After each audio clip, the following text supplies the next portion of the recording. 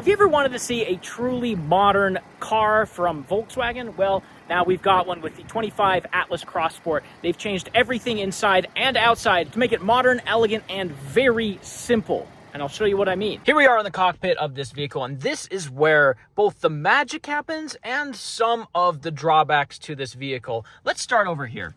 Now, one thing you're going to become I'm gonna open this door, come very used to is seeing buttons that aren't really buttons in this car. As you can hear, I'm barely even touching these, and they're all turning on. So you can actually just hit these buttons with a light touch and they'll turn on, and that is throughout all this car. There are so few dedicated buttons. In fact, almost every single one, I'd say 95% of the dedicated buttons are right here on the steering wheel. You have your very generic basic steering wheel controls, your audio. This is actually your only actual audio button. We'll get into that more in a minute. Oh, the car just turned itself off. That's cool. Then we have our cruise control buttons here. We have our navigation for the digital gauge cluster here. And then we have our skip track buttons here. So simple. And then we have a digital gauge cluster, which is kind of controversial. I get it. Like, I prefer a more traditional gauge cluster, but it is highly customizable when you do it like this. We'll get into that more soon. Let's come over here.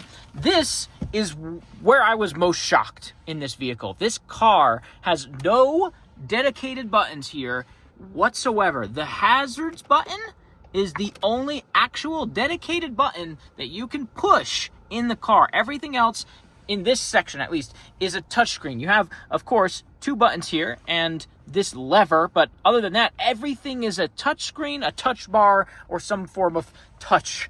I don't even know what to say. So here, this is the first spot where I was really shook. This is actually your cool and heat options. This is your actual climate control options for your driver here and your passenger here. Now, before we go too much into it, we can actually hit here and it will bring up a climate control menu. I got a lot of glare on this screen, excuse me, and my bright orange phone.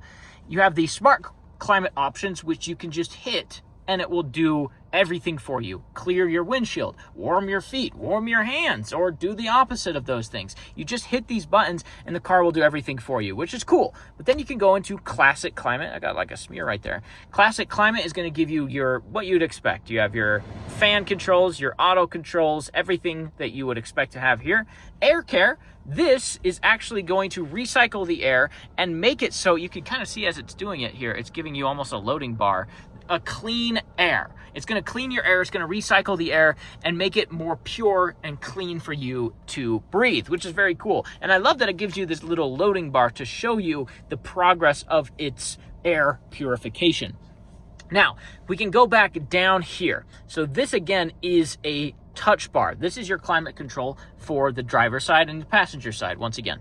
And if you want to change the climate control, you can see, we'll see it here, the change is reflected here. If you want to just change it by one, all you have to do is tap it. Just tap it once on either side, and you can change it by one.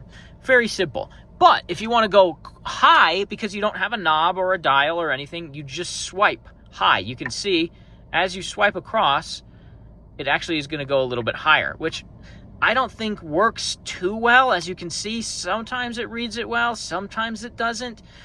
But I will say the one that does read things very well is this. This is actually your audio controls for your sound, and it actually reads my finger very, very well. You can see it almost in time working for me, and I think this actually works super well. But this I don't love. I do wish we had more traditional dials or buttons for the climate control, although it is nifty, and this functionality here is quite nice. Again, you can go to smart climate control, hit everything you want, and then also this car, let's go back, has the heated and cooled seats, which you just bring up in this menu, and you can touch them. I don't know how it would be heated and cooled at the same time, but that might be interesting.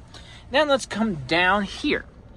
So we have more touch buttons here. So we have our climate button. You can hit that and bring this up to the smart climate. You have your modes button. As you can see, I'm barely even touching it, and it's working, which is actually, it's very, very intuitive and sensitive. So this is your drive mode buttons. You have eco, you have comfort, you have eco, you have comfort, and you have custom. So you can go into custom and tune anything you want, which is actually quite nice. You can change the engine sound, you can change the drivetrain, you can change the steering, you can change anything you want in this custom menu to be exactly how you want it to be. So if you want it to sound sporty but feel comfortable, you can do that. We're just gonna set it to comfort for now and go back down here. So here is our driver assist. This is just gonna show you a little detailed menu of your driver assistance controls. So of course you have your adaptive cruise control, your lane keep assist, your front assist, and your emergency assist. And this menu just allows you to turn those off if you want, but I wouldn't recommend it. They're great safety features to have.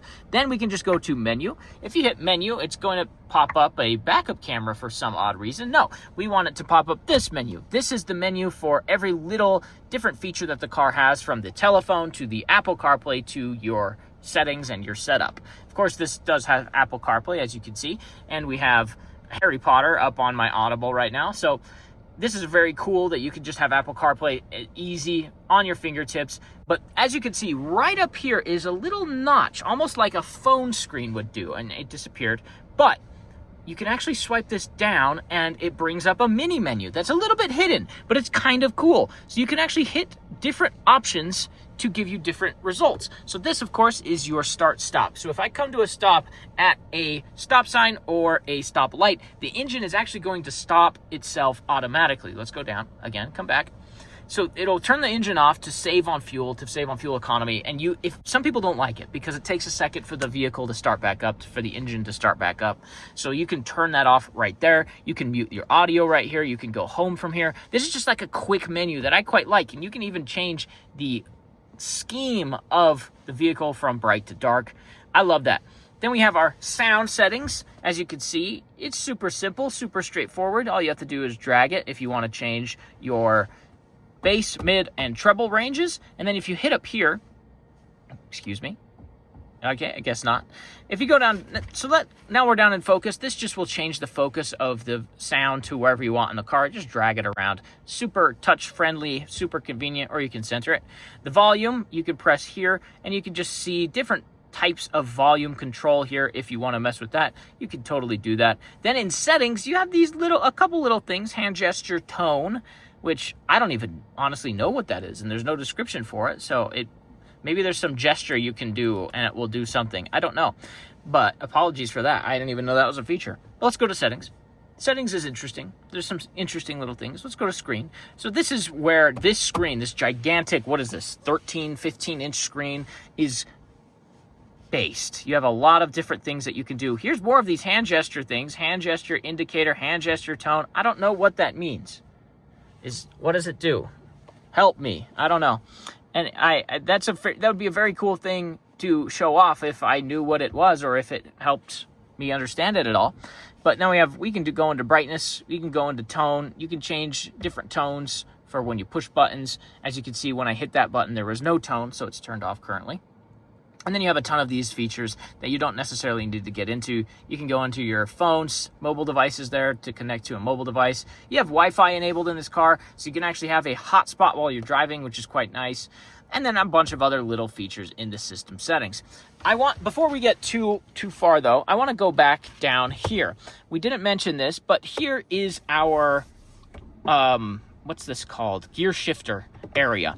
So we have, of course, traditional 2 cup holders. We have 2 USB Type-C and then a Type-C actually in here, which you could totally use that, right? 3 Type-C cord chargers. And then of course we have our wireless charger. So you can actually charge 3 different devices just right here. And if you have a 4th one, right here. And then there's also more in the back. You could totally use all of that for charging. We all have an incredible amount of devices now, right?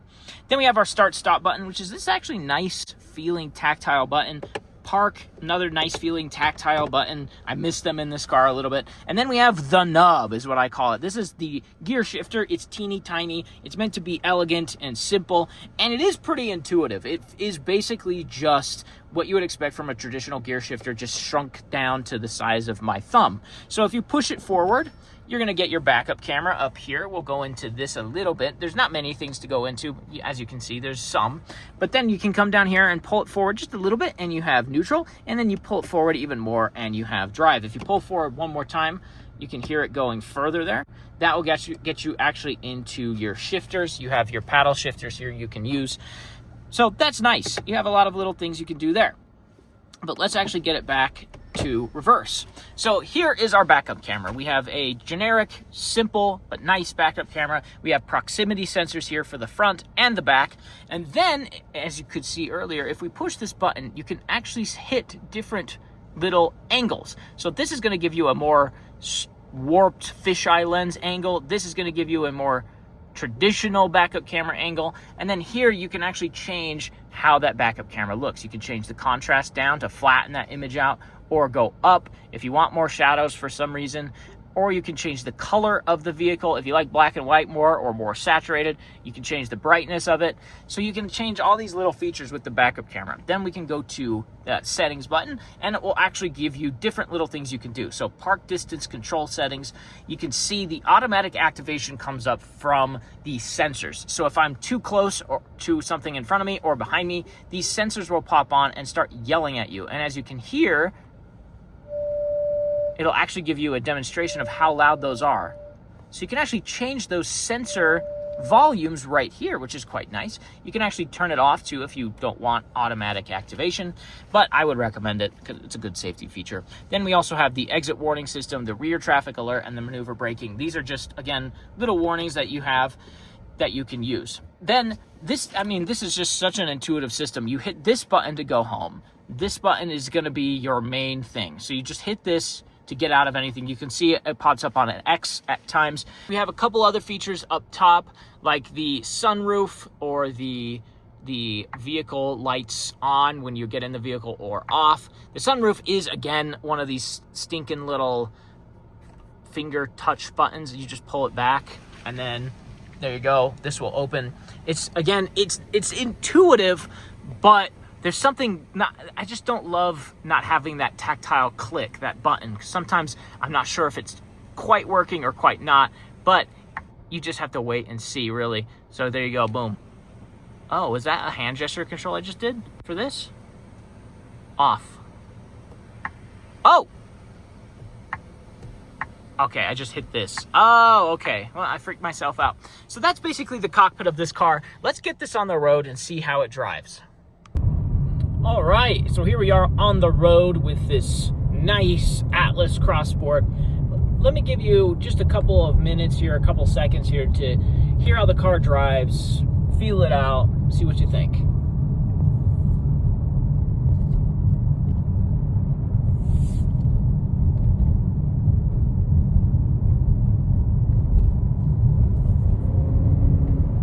It's impressively smooth and very, very quiet, but it also has a lot of power behind it with that engine.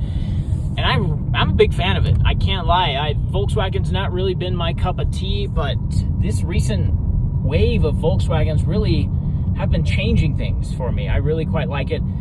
If you love it too, come down to Santa Fe Mazda to check it out, or we'll have it shipped to your house.